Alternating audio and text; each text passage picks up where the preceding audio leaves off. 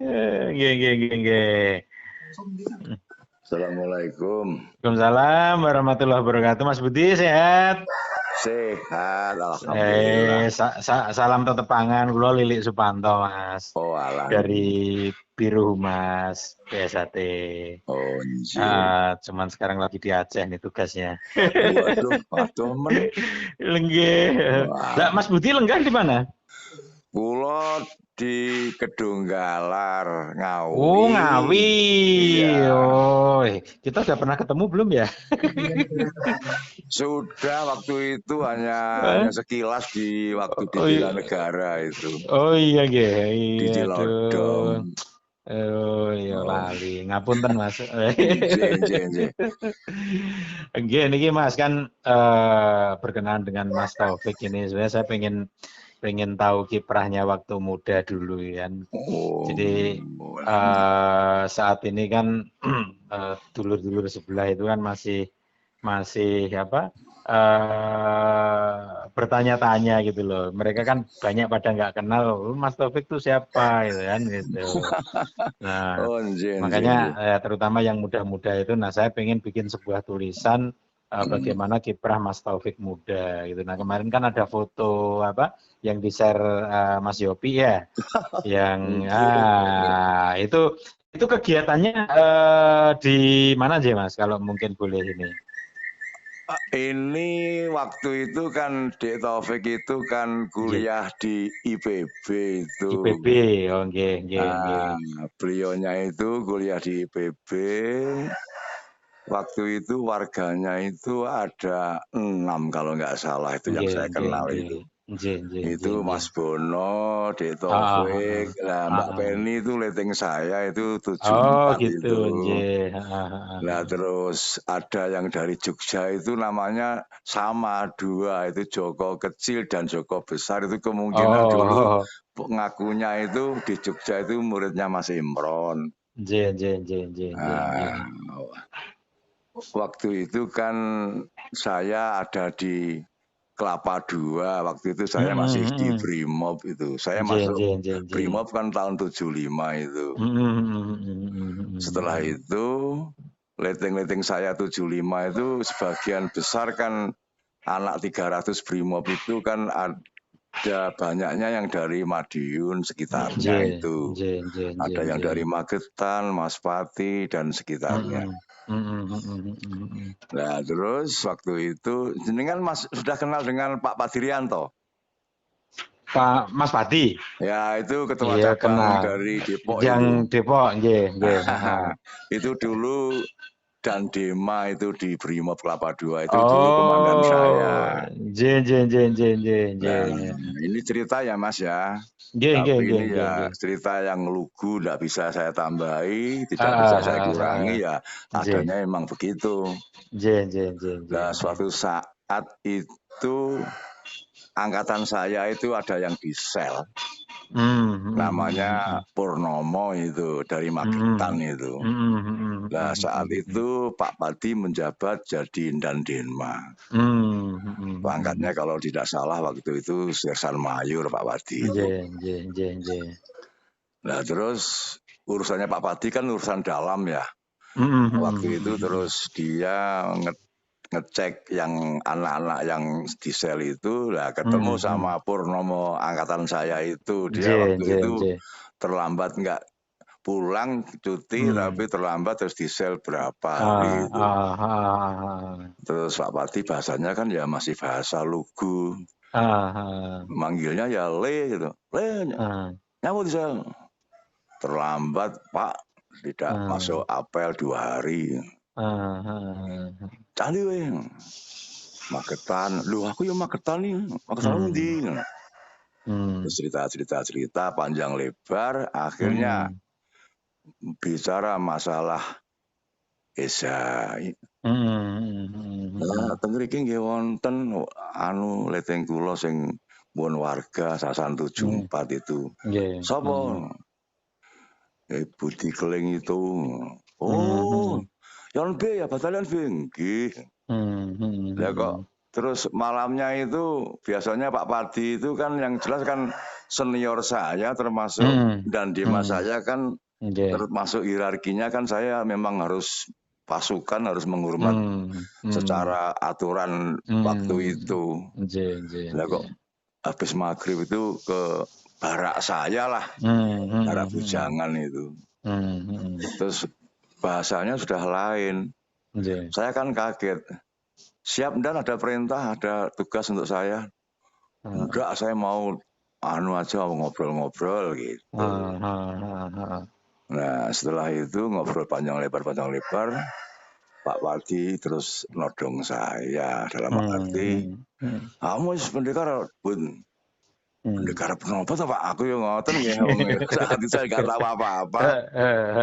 Sudahlah, enggak usah basa-basi. Iki daftare kancamu Brimob sing saka Madiun, pedotan Madiun iki sing disahke.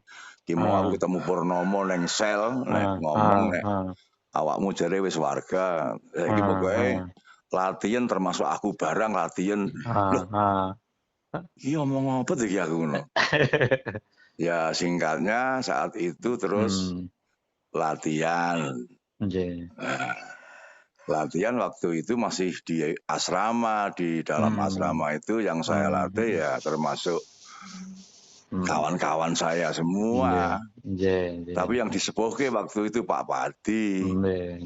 Ya saat itu kondisinya kan masih dalam keadaan zaman sakmono nggih tidak seindah zaman sekarang. Di batalion saya itu di asrama Kelapa II itu masih diesel loh Mas lampunya itu. Jadi bar maghrib itu nyala, jam 12 malam itu padam. Nah akhirnya singkatnya ada latihan di asrama dengan pakai lampu petroma. Ya sudah saya melatih dengan apa adanya sesuai ajaran. Terus Pak Padi ya mengikuti. Jadi kalau waktu dinas saya hormat, tapi kalau malam latihan beliau saya latih. Kadang-kadang petroma itu kena angin sampai spuyernya itu ambrol, ya Pak Padi bingung golek. Itu ngompol lampu barang ngoten niku latihannya itulah keindahannya dan itu. Akhirnya waktu itu delalah kok ada Porkap pertama di Bogor itu. Tahun pinten Mas ini? Itu sekitar tahun 76 Mas. 76 ya. Ya 76 itu terus ada Porkap di Bogor. Nah dari Kelapa II itu termasuk Kecamatan Cimanggis Mas waktu itu. Lah waktu itu asrama saya itu kan termasuk kelurahannya Palsi Gunung Selatan. Makanya waktu itu kalau dari Cililitan turun Pal itu ya masuk Kelapa II itu. Nah, setelah itu delalah waktu itu lurahnya itu juga letingnya Pak Padi ditunjuk sebagai kepala desa di situ namanya Pak Cip itu. Itu dari Malang itu. Nah, setelah rapat KONI mau ada pertandingan Porkap itu termasuk pencak silat kan dipertandingkan. Nah di Cimanggis itu tidak ada yang mendaftar karena waktu itu kan tidak ada silat yang bisa diandalkan atau gimana. Akhirnya tahu kalau Pak Cip itu di asrama aja latihan, terus Pak Padi dipanggil. Iki piye awakmu sak bolomu Mediunan kuwi nek wani tarung diduwe ning Bogor iki nek Porkap iki Cimanggis kecamatan untuk pencaknya kosong. Nah terus Pak Padi waktu latihan ngomong dengan saya, lah sudah bahasanya sudah lain, manggilnya saya sudah masuk saya pelatih. Ya guyon, Mas, ini ada pertandingan di Porkap Bogor, Porkap pertama ini di Cimanggis untuk pencak silatnya kosong, paling ngisi orang. Wah ini tidak ngisi rawani loh, kalau ngoten. Akhirnya ya terus secara acak waktu itu. Terus mengikuti pertandingan itu. Nah pertandingan itu saya ikuti, ya terus saya isi kelas A, kelas B, kelas C, kelas D. Saya waktu itu ikut kelas D, termasuk Purnomo itu kelas E Putra. Terus ada juga yang polisi umum yang ada di asrama juga, namanya Mas Roso dari Magetan itu, angkatan 75 ya ikut. Karena agak gemuk panggilannya kan Mas Roso Gentong itu ikut. Beratnya itu waktu itu kelasnya 70-75, kalau enggak kelas F Putra itu ya. Zaman samono niku. Terus singkatnya tarung di Bogor. Nah waktu itu kan di Bogor didominir oleh pencak-pencak Sunda, Mas, dari Cimandi, Pejajaran, Pancabela, terus pencak-pencak kampung itu. Nah, di situ SHT daftar, sudah banyak celotehan yang menggelikan lah, karena kita asing loh. Bahasanya kan bahasa Sunda, ada pencak baru dari Jawa. Nah, akhirnya singkatnya waktu itu bertanding, yang namanya waktu itu kita masih bujangan semua. Yang saya adu juga kawan-kawan saya dari Brimob, hanya pedotan dari Madiun, ada yang masih hijau, pedot, putih, pedot. Tapi dalam latihan ya saya kembalikan ke tingkat polos lagi. Yang mentalnya mungkin bagus, dan mungkin juga karena juga Brimob. Orang-orang nggak tahu itu kalau itu semuanya Brimob. Saya adu di Bogor, alhamdulillah muncul pertama langsung juara umum, Mas. Alhamdulillah. Nah, waktu di Bogor itu terus menyebar, Mas, akhirnya ya booming lah, meledak. Terus pabrik-pabrik yang di sekitar Kelapa II itu ada Luki Abadi, Luki Keramik, Efredi, termasuk Raja Brana itu. Tahu-tahu datang ke rumah saya semua, Mas, anak-anak Madiun itu daftar ke semua pengen latihan. Kulo bingung. Padahal waktu itu saya sendiri ya. Akhirnya saya terima. Terus saya waktu itu latihan anak-anak pabrikan itu, yang saya suruh bantu ya rekan-rekan saya waktu itu, Pak Padi segalanya sudah tingkat hijau, Mas. Tapi karena saya sendirian ya, kadang-kadang kalau saya dinas yang megang ya rekan-rekan saya itu, saya kasih mandat untuk ngelatih.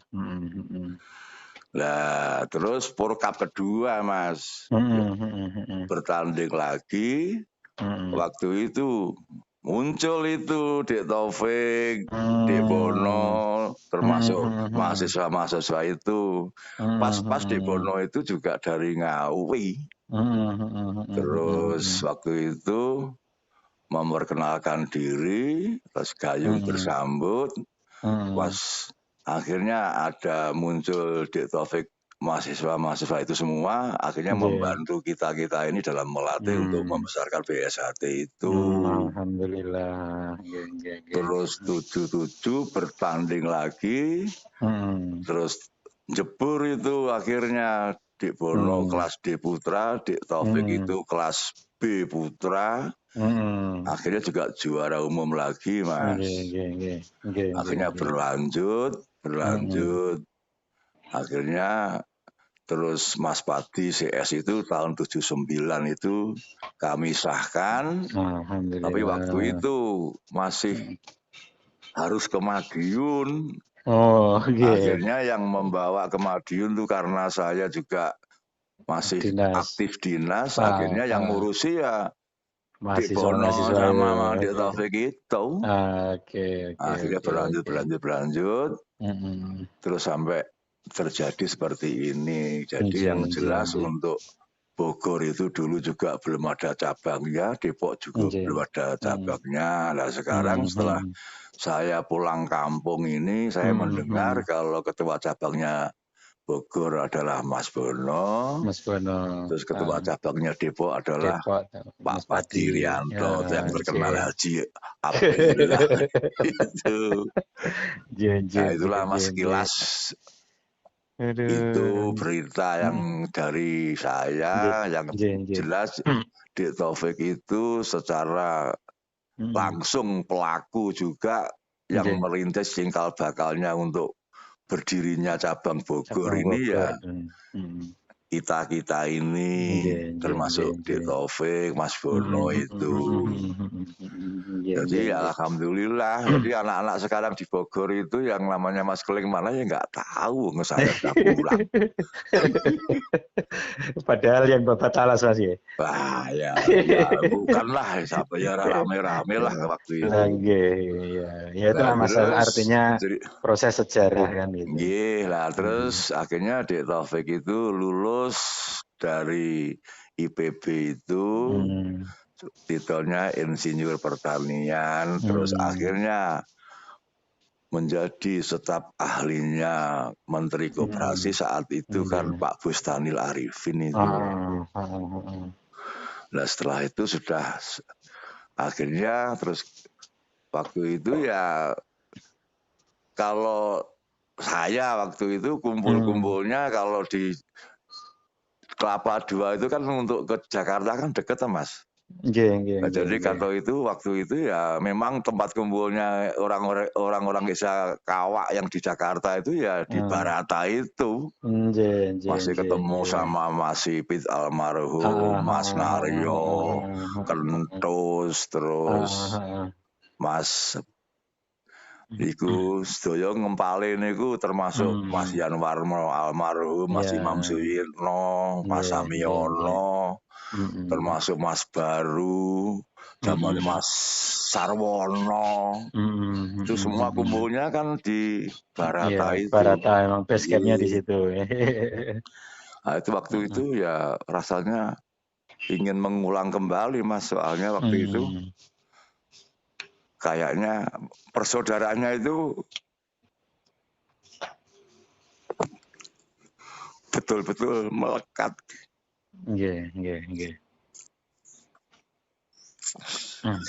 Ya itulah sekilas dari saya, yang jelas waktu itu ya saling Mas, jadi saling mengisi. Saat itu juga pernah saya ditunjuk untuk masuk di Jakarta Utara. Waktu itu saya kelas F Putra perebutan Jakarta Utara itu saya juara 1 untuk prapon itu.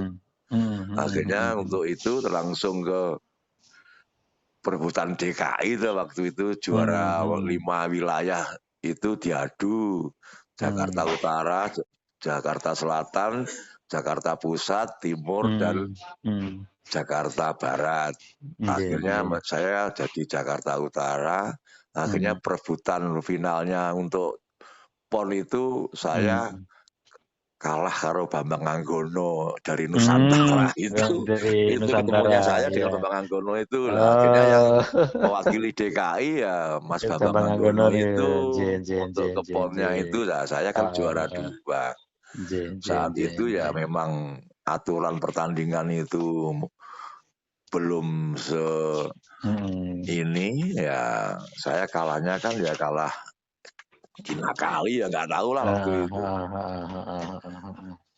Jadi waktu itu memang masih ngumpul semua Mas, sepuh-sepuh dari Jakarta itu. Yang saya ingat yang masih sugeng ya Mas Sakti itu masih sugeng. Yang Mas Yan Warno, Mas Imam Suyitno, terus di Jakarta Utara itu ada Mas Lindarto termasuk. Wah dulu itu walaupun toh semuanya dalam kekurangan dalam kehidupan, tapi yang jelas itu kerukunannya Mas. Betul. Kok sekarang itu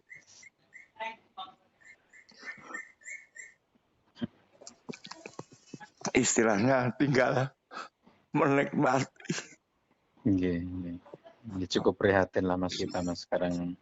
Kok malah ujur-ujuran. Sedih Mas. Ya saya bisa merasakan itu Mas. Kayak Dik Taufik itu sebetulnya kan orangnya kan tidak berambisi sama sekali tuh Mas. Iya betul. Orangnya itu kan untuk negara aja dia kan sudah repot sekali. Terus ngomongnya dengan saya ya waktu saya beri selamat bahwa beliaunya itu ditunjuk sebagai ketum itu ya bahasanya ya sederhana, Mas. Ini sebetulnya amanah loh Mas Keling. Jadi saya ini mau nolak juga nggak bisa. Tapi kenapa kok terus muncul 17 terus gegeran sampai saiki kok nggak ada selesainya. Itu terus maunya orang-orang itu apa gitu loh.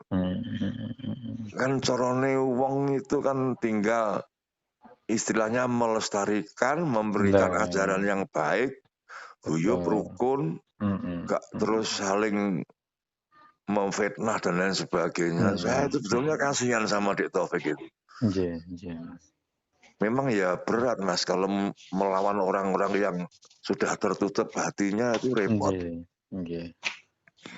Makanya tinggal doa sama ikhtiar kita Mas. Iya. Makanya. Jadi kadang-kadang saya kalau bicara ini terus keronto-ronto Mas. Mas. Saya bisa merasakan itu Mas. Dulu itu di Jakarta itu sepertinya tidak ada secuil pikiran kalau terjadi kayak gini. Seperti Mas Ipit, modelnya ya kayak gitu yang sekarang sudah almarhum selalu ngangeni bicaranya ceplas-ceplos. Seperti Mas lain-lainnya itu selalu guyup rukun dan selalu saling membantu dalam hal atlet termasuk lain sebagainya. Serba kekurangan tapi indah waktu itu. Dan sekarang sudah kecukupan semua, tinggal melestarikan kok. Malah kere-kere ndak karuan. Ya, sejarah yang harus memang dilewati. Jelas dari saya untuk Dik Taufiknya itu yang jelas itu dulu muridnya kawan saya di Jogja itu namanya Joko Sumaryono, panggilannya Yontil. Sekarang jabatannya dosen di Undip itu kawan saya dari Ngawi itu muridnya pertama itu Dik Taufik itu waktu di Jogja setelah lulus SLTA mungkin SPMA atau apa itu terus dia kuliah di Bogor itu terus ketemu saya saling membantu untuk membesarkan cabang Bogor itu. Tapi waktu itu belum cabang Mas, masih latihan biasa aja. Setelah Dik Taufik dengan Dik Bono itu berkiprah kemungkinan karena juga levelnya mahasiswa akhirnya bisa mendirikan cabang itu. Tapi sudah saya tinggalkan tuh waktu itu Mas. Saya kan dari Kelapa II itu terus pindah ke Depok menjadi polisi umum dan di sana juga ada latihan. Terus saya menurunkan di sana itu kalau nggak salah ada 7 itu termasuk cabang-cabang yang baru itu. Ada satu yang dari Banten namanya Eman Sulaiman itu sekarang jabatannya di Cimanggis itu Kanit Res Intel itu mungkin. Itu di sana saya menurunkan ada 6 kalau nggak salah. Itu 3 Priyatna, itu ya juga orang dari Jakarta, termasuk Eman Sulaiman, termasuk juga ada namanya Gito, ada namanya Slamet. Terus Basuki Dwi Wiranto sekarang malah Kapolsek Mas Pati itu pulang kampung itu. Itu semua memang didikan saya semua, tapi saya tidak tepuk dada loh Mas ini karena saya cerita ini ya memang alurnya seperti itu. Iya. Justru ini yang penting Mas, karena kan dalam penulisan itu kalau tidak memahami alur yang jelas kan, makanya saya minta tolong Mas Yopi. Mas Yopi, ini saya mau buat tulisan ini, jadi nanti jangan sampai salah gitu. Tolong kalau menulis ya saya jangan disebut lah.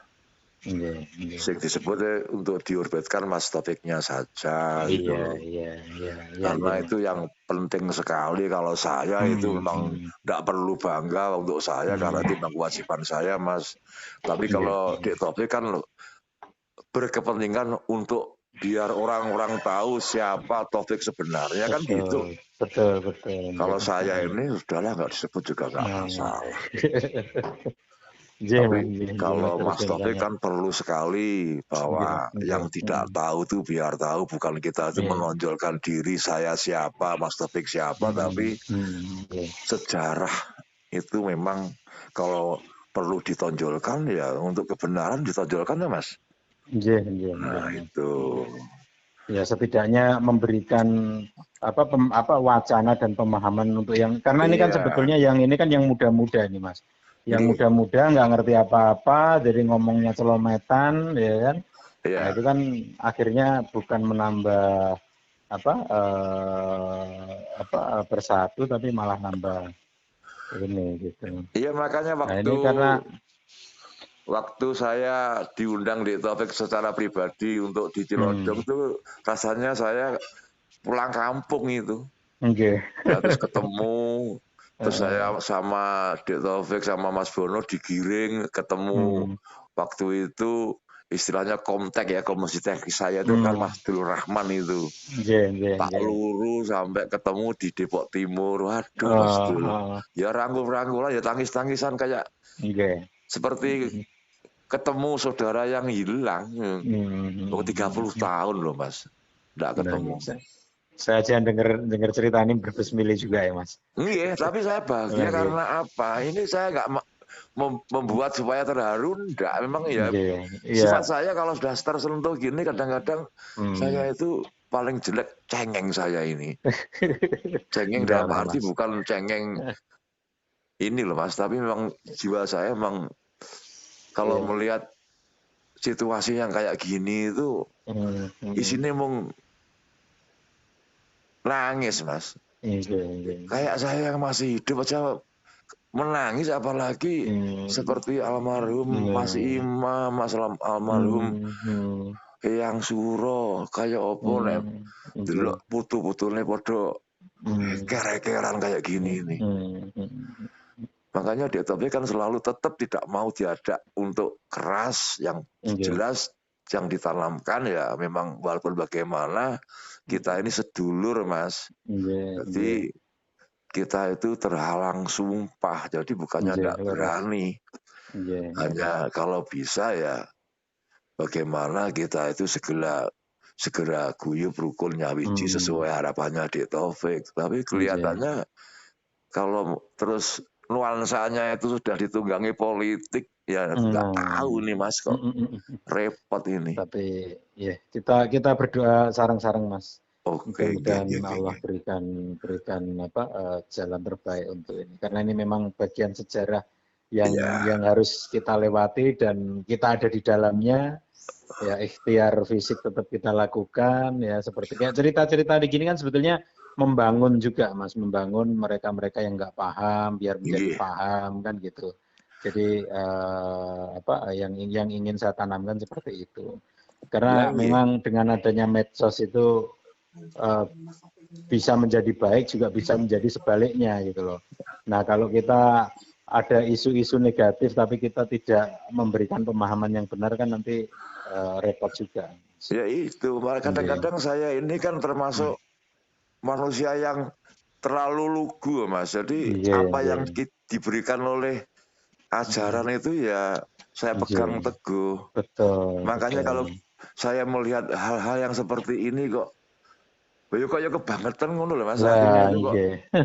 Kok gak gelem ngrekso, gak gelem istilahnya itu ajaran yang untuk pedoman kita hidup, kok malah karo dulur kok koyok ngono. Jadi kita tidak melihat benar dan salah, tapi kebenaran itu kalau menurut saya bukan karena Dek Taufik itu karena sudah kumpul dengan saya, enggak. Memang yang benar tuh ya kalau saya lihat dari kacamata saya ya 16 tuh Mas.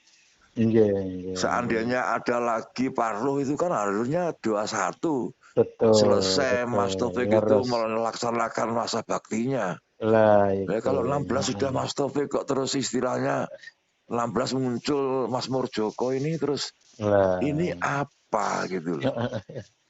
Ya kembali lagi ke faktor kepentingan, Mas. Nah justru itu, makanya dari awal kan sudah benar bahwa Esa Terhati itu tidak bisa dibawa ke ranah politik, itu ya kayak ini. Akhirnya terkotak-kotak, termasuk kita sudah dulunya rukun mangan gak mangan ya wis rukun kumpul saiki wis kayak dudu balaku lho, ngono kan bahasa apa itu? Ya itulah. Itu wong liya itu dulur kuwi lho. Ini bahasa ini sebenarnya kan tidak keluar dari pendekar Esa Terhati. Betul Mas, betul. Itu sudah bukan ajaran itu. Arep dikaya apa nek wis dikecer itu kan ya tetep dulur sampai mati kan ya dulur, Mas. Leres, Mas. Kok bahasa itu kok seenaknya bunyi. Kuwi duduk dulur kuwi wong 16 lho ki. Piye bahasa apa ini? Ya gitu Mas Budi. Matur suwun, saya matur suwun sangat ya atas ceritanya. Mudah-mudahan ini nanti bisa menjadi berkah untuk menyatukan kita semua, Mas. Kurang lebihnya mohon maaf ya bahasa saya ya bahasanya begini, tidak bisa untuk istilahnya lambai ora iso ya. Polos saya ya begitu, kronologinya waktu saya di sana ya begitu. Ketemunya Adik Taufik, saya di Bogor itu ya memang saling membantu untuk berdirinya Bogor itu ya Adik Taufik itu pelaku gitu. Termasuk Mas Bono ya pelaku. Tanpa beliau-beliau itu saya gak kerepotan. Ya gitu aja Mas ya, terima kasih. Matur suwun Mas Budi.